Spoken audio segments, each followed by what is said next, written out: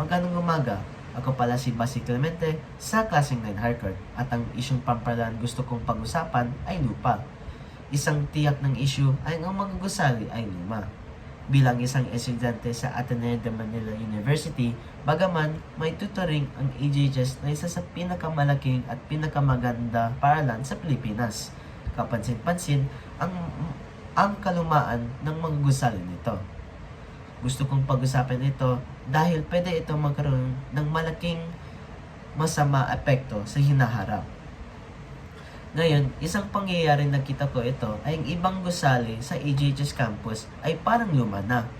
Nasabi ko ito dahil habang naglalakad ako sa AJHS campus, napansin kong may ilang mga gusali na may kalawang at alikabok. Napansin ko rin sa mga silid-aralan may mga sira ito, tulad ng mga bintana, ilaw at dindin. Nakita ko rin sa mga silid-aralan, mga upuan at mesa na halos masira dahil sa luma at hindi na matatag ngayon. Napansin ko ito dahil sa aking silid-aralan.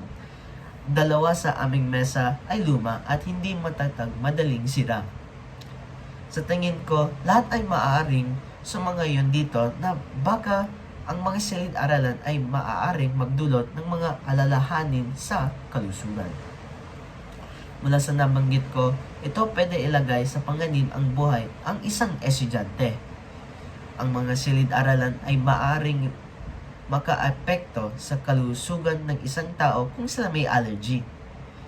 Bukod pa rito, may iba't ibang uri ng insekto sa mga silid-aralan na maaaring maka-istorbo sa isang klase dahil luma na ang silid-aralan at hindi malinis ang maayos at hindi malinis ng maayos.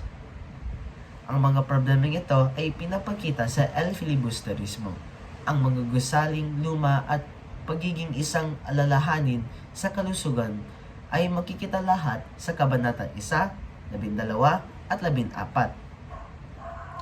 Sa pagtatapos, naniniwala ako na dapat ayusin o linisan ng AJHS ng mga gusalin nito para hindi ito magkaroon ng masamang epekto sa mga taong nasa loob ng campus.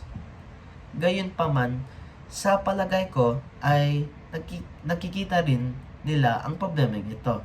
Kaya iyon ang dahilan kung bakit ginagawa nila ang bagong gusali at inaasahan kong palitan nila ang iba pang mga gusali upang maging mahusay at mas malinis para sa mga mag-aaral at magulang. Salamat sa pakikinig.